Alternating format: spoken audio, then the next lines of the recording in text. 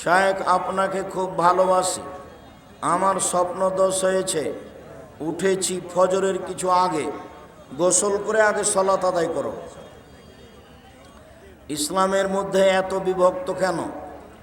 যেহেতু এটা হক, কাজে শয়তান এখানে আছে।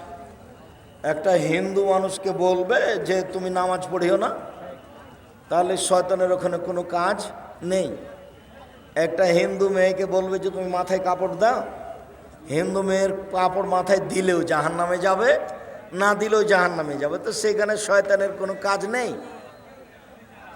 তোমাদের স্কুল কলেজে শয়তান কম আছে কেন? ওখানে তো শয়তান বলবে যে তুমি মোবাইল দেখো, তো দেখেই তো সবাই। তো ওখানে শয়তান বলবে যে তুমি নামাজ পড়িও না, তো পড়ে না সবাই। তো কি করবে শয়তান? তখন তোমার বগুড়া আজিলুক কলেজ থেকে মাদ্রাসায় চলে এসেছে।